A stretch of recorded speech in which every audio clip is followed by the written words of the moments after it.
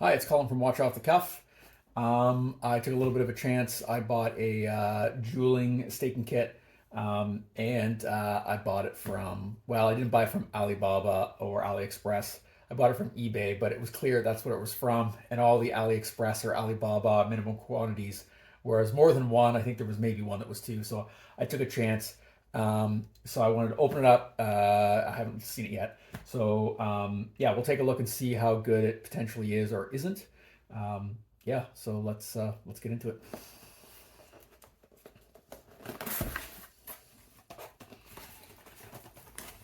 Good so far.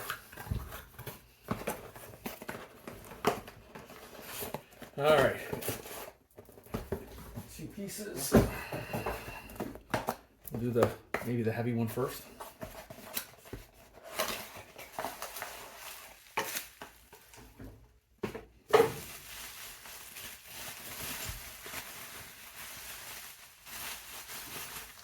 All right, so here is the jeweling set here. And I assume the other box is going to be the various fittings. One of the reasons why I got this, because I do have an antique staking set that you could potentially do the same thing for. But what I've got here is that it's got a fine adjustment here, and I can gently apply pressure without just pressing things in. My vintage staking kit does have a press you can kind of put over top to drive the pin down. But this just seemed just a little more elegant. And I'm taking a look at this right now. I mean, obviously this is Chinese made or whatever. It looks really well made. I mean, this looks really nice. We'll see when the actual components here line up and just see how the alignment is. But so far, it looks really good. And there is an index mark here so that you can track how many millimeters and fractions of a millimeter you're moving up and down there. So anyway, so first impressions. Oh, there's one on both sides. So that seems very good. This is just a way to quickly index it up and down.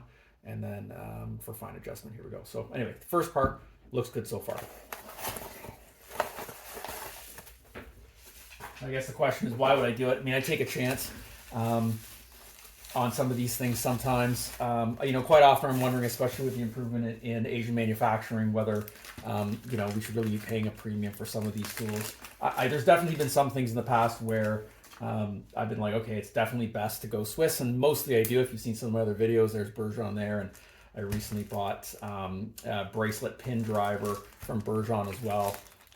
And it's one of these things, if I'm going to use it every single day, I usually go, and purchase the best I possibly can in terms of the best I can afford. Anyway, so here is the pieces as well. It's like that. Just like it said it was going to look like in the pictures.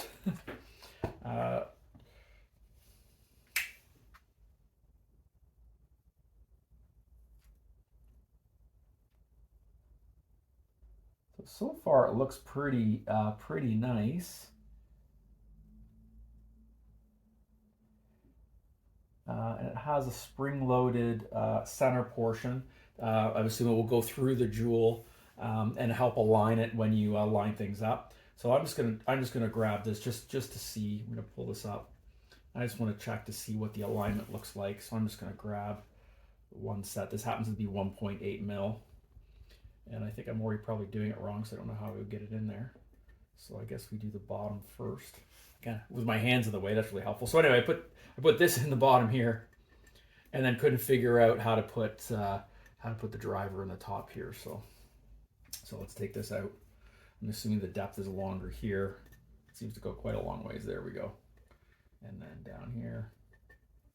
And there we go. So if we come down here, just checking the alignment here. I'm just going to come close because I'm half blind. And I'll just come in here and see. Yeah, this looks really good. I don't see, it's not like absolutely perfect alignment, but it looks pretty good here. And again, I'm looking for something for small precision that I can control how much pressure I'm using to put down into whatever I'm driving in or apart. So I really like that a lot. I think that's going to be great. I end up paying about, should I remember, take the bottom part out first, about $150 Canadian or something for it. And it's one of those things where, am I going to use it every day? Probably not. But when you need it, you need it.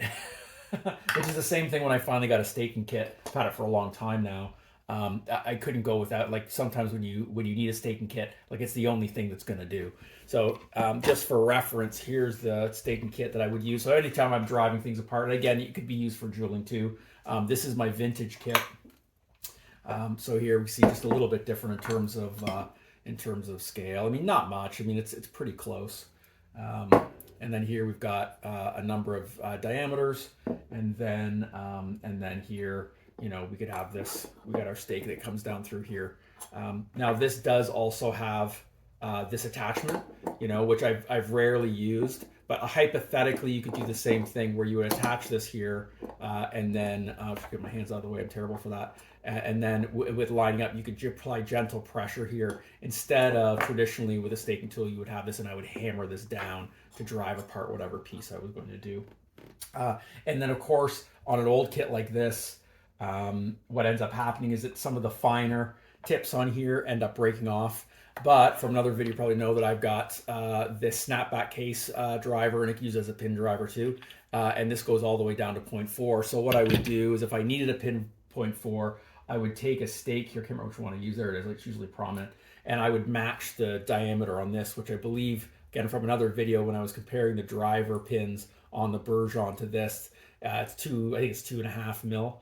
On this, so I just picked a stake that had a 2.5 mil hole, and then put it in there, and then I could use that because these very fine tips do break from time to time, and I have spares. So anyway, just another way to conquer that if you're looking for a very small point to drive out something you're working on. Anyway, so all in all, I'm pretty satisfied, and I had an excuse to show off my vintage staking kit. So, you know, there you go.